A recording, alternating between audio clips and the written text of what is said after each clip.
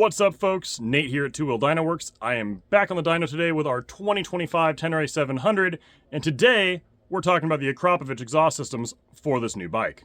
On the prior generation Tenere 700, the Acra was often considered the creme de la creme for performance, so we went ahead and put both the Acra slip-on and then the full system on our brand new 2025 to build custom ECU mapping for it. Now, before we dive into the specific output of the slip-on and the full system from Acra, I will go ahead and just really quickly recap what this bike made bone stock here on our dyno, so you folks have an accurate frame of reference to compare the stock output versus the output with the slip-on and with the full system. Bone stock to the tire on pump gas, our bike made 63.5 horsepower and 44 1/3 pound-feet of torque. And as we've already covered in previous videos for testing and tuning on this bike, we start off by always removing the snorkel from the airbox lid. It is a huge restriction in place for absolutely no reason other than noise emissions, so I will now show you real quick what this bike makes with the snorkel removed from the airbox lid and our custom ECU mapping to match with the bone stock exhaust system still installed. As you can see there, run 21, the red line is the snorkel deleted with still the stock exhaust in place, but our custom ECU mapping in there to match. You gain torque and power throughout literally the entire rev range. You're only picking up 1.5 or 2 ponies at the top end, but the difference down here in the bottom end torque is incredibly transformative. And the throttle response with our custom ECU mapping is an absolute night and day difference. Again, I'm not going to cover it in this video because we've already covered it in the first one we posted about tuning on this bike, but the stock ECU mapping, and specifically the throttle-by-wire mapping, is truly terrible. So even if you have a bone stock motorcycle, our custom mapping for your new 25 Tenere 700 completely overhauls the throttle response of these new bikes. So now that we've covered the baseline performance figures here, let's go ahead and get down to what we really want to talk about in this video, which is the performance of the Akrapovic slip-on and the optional header that comes with it. First off, obviously, we started with just the slip-on on the stock header. Now, the one thing to mention is that with the Acra exhaust, you've got dual outlets back here, but these baffles are really not removable. You could, in theory, drill out all these rivets, pull the carbon end cap, break the welds that hold each of these guys in here on all 3 corners, put the carbon cap back on, replace the rivets with bolts or just with fresh rivets, and potentially get a little bit more power by opening up the diameter of this, but your noise will obviously go through the roof with the increased diameter and not having the baffles in place. The baffles also do not pose that much of a restriction. So if you want to go ahead and drill these out, you can, but I wouldn't personally recommend it because you do run the risk of damaging some of this carbon, hopefully not the titanium body itself because this guy is expensive, and you're just not really going to gain much. Now, with those baffles still in place, with just the slip-on installed, and again, our custom ECU mapping to match the new airflow needs of it with the snorkel deleted, you really don't gain much performance at all when compared to the stock muffler. The stock muffler isn't massively restricted to begin with, as we've covered already once before.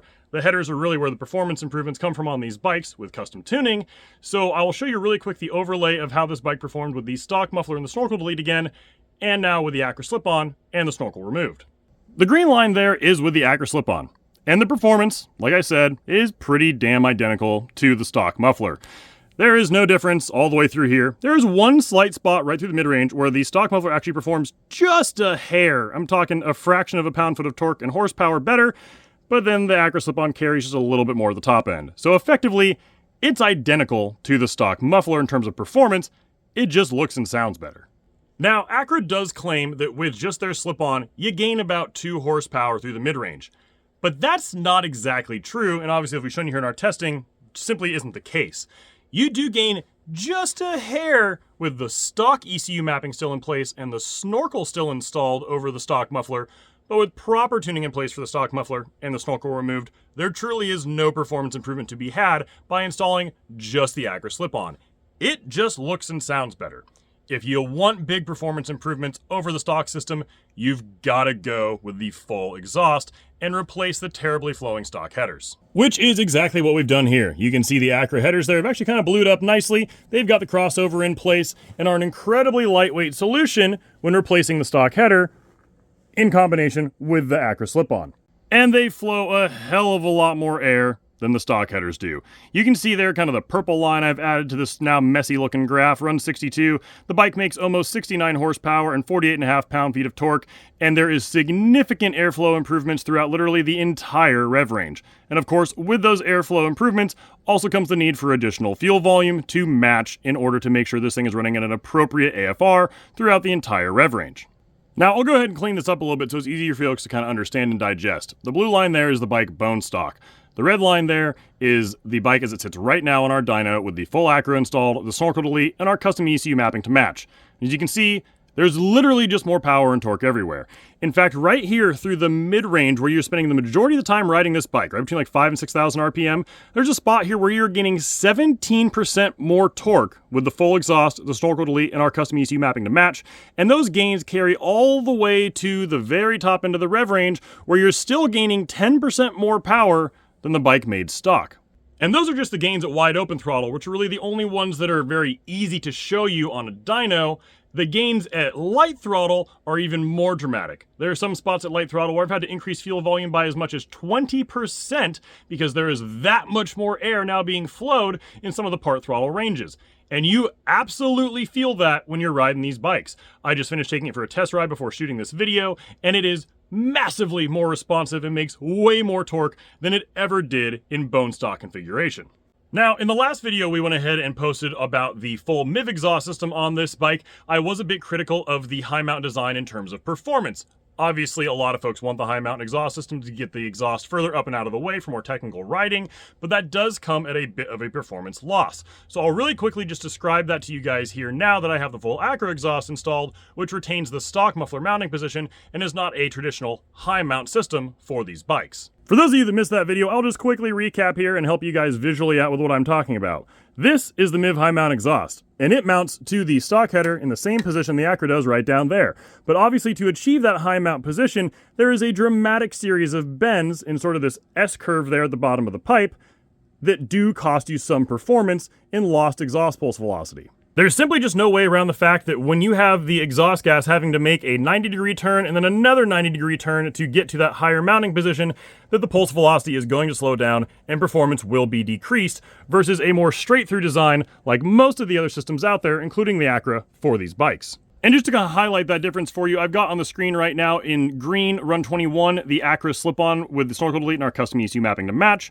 And then the same Snorkel Delete and custom ECU mapping to match for both the MIV slip-on or really any high mount slip-on with a baffle in and baffle out. The Acra simply performs better than either of those systems because of that bend angle. There is no way for those high mount systems to work nearly as well as the more traditional straight through designs because of the lost exhaust pulse velocity when you have to make those 90-degree bends. Now, as I also shared in that last video we posted with the MIV specifically, breaking all that down for you, a lot of those losses do go away when you install the aftermarket header with any of those high mount systems. But when you install the header with the Acro slip-on, you still gain more performance than you can ever have through the majority of the rev range with those high mount systems. The red line there, run 7, is that MIV high mount with the baffle out. And again, that is the full exhaust. You can see there is one spot, because of those bend angles, you have a little bit more exhaust pressure and it builds the power just a little bit better sooner. But once you're past 5,000 RPM, the more traditional straight-through design, like the Acra, does make more power and torque throughout virtually the entire rev range to about 8,500 RPMs, where both pipes flow identically because they're no longer the limiting factor, the stock airbox is. Now, I'm not going to get into specific aftermarket airbox kits for these bikes today. There's a lot of options out there. We'll be covering some of those very soon in a future video. What I really wanted to be able to highlight for you folks today is the performance differences obviously of our custom tuning for all these setups, but just so you can better decide if you do want to go with the high mount system or one of the traditional more low mount systems like the full Akrapovic exhaust, and you can now decide for yourself and see the performance differences and then make your own educated decision. Again, there are serious benefits to getting the exhaust system up and out of the way for more technical riding situations, so you're not worried about initially catching on a branch or a rock or something like that. But in terms of outright power, the design like the full Acro that I've got on the bike right now truly is the best way to go. So, regardless of what exhaust system you decide to go with on your new Tenere 700, we've got you covered for proper tuning for your specific setup right here at Tool Dyno Works. I can guarantee that you will not find higher quality ECU mapping for these bikes anywhere else than right here, because nobody else goes through anywhere near the level of intake and exhaust specific R&D that we do on these platforms, just like we did on the old one, and we're now doing on the new updated electronics package for the 2025 models. Our ECU flashing service for this bike is available on our website, tooldynoworks.com, for $349.99. And if you have any questions whatsoever about different intake and exhaust combinations on these bikes or the tuning process itself, please do not hesitate to email us at support@tooldynoworks.com.